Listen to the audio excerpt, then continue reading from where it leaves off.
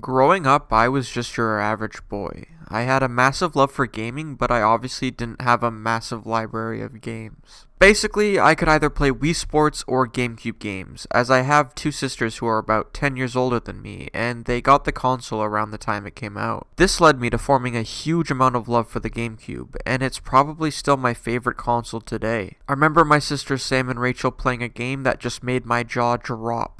A whole roster of Nintendo characters that I loved and ones that I didn't even know existed were fighting to the death on random and cool looking stages. I was immediately hooked. Sam played Sheik and Rachel played Marth, and even though they would absolutely kick my ass every time we played, I still had this stupid smile on my face, because it was just such a cool concept to me. I mean, it still is, are you kidding me? I spent a whole lot of time going through the game's extras, like the trophies and the single player mode. I didn't really touch Break the Targets or the missions. I don't know, something about the vending machine and the fake room they put all the trophies in, it was really cool to me, and it still is. It's a nice touch, and the menu for the trophies lets you zoom in and rotate the figures around, while also giving you a short summary of what character or thing the trophy is and where it came from.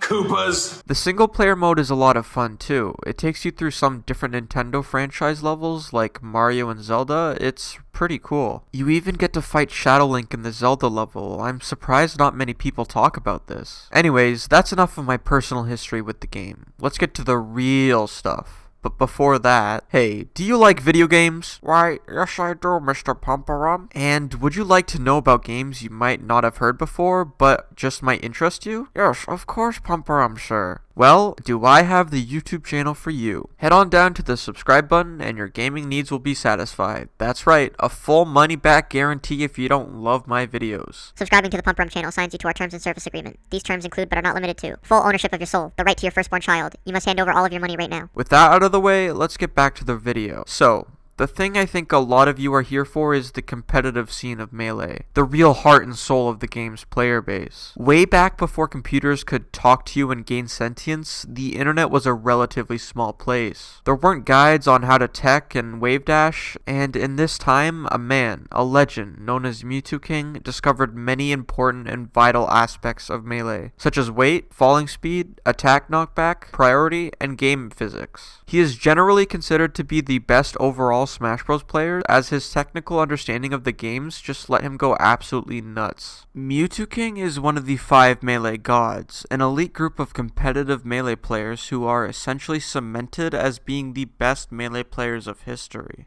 And the next god I'll tell you about is Armada. Armada is the Swedish god of Melee. He is mostly known for his incredible ability to play Peach in tournaments. He had a little bit of a rivalry with fellow Swedish player Leffen, as Armada is more of a respectful and chill dude, and Leffen is a professional shit talker. I know I'm getting sidetracked, but my Discord status has been ada.iso for the past 2 years because one time I was watching one of Leffen's streams, and I noticed that the file name for his Smash ROM was ada.iso. And what ada means is when a Fox player messes up a wave dash, Fox makes this sound.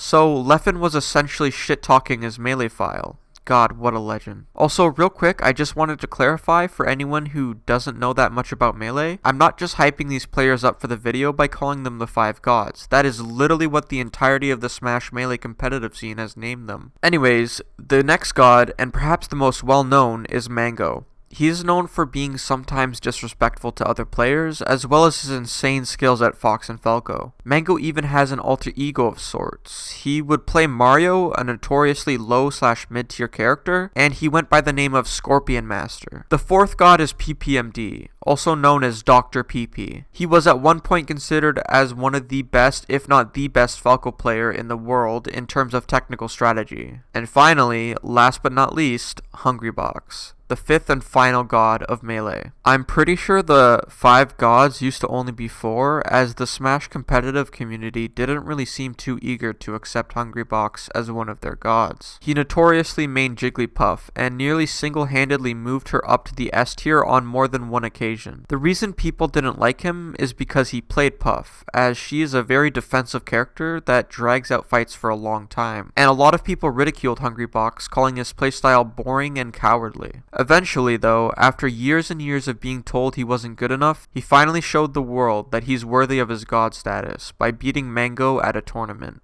while Mango was winning like it was nobody's business. People hated Hungrybox so much that someone from a tournament's crowd threw a raw crab at him. The thing I think is more interesting about this story is that somehow a raw crab was able to go unsmelled through the tournament, meaning that Smash players are so stinky, not even a crab could be detected. So, now that I've told you about the gods, do you think you might be interested in checking Melee out? Maybe even watch a few cringe commentator compilations, Right.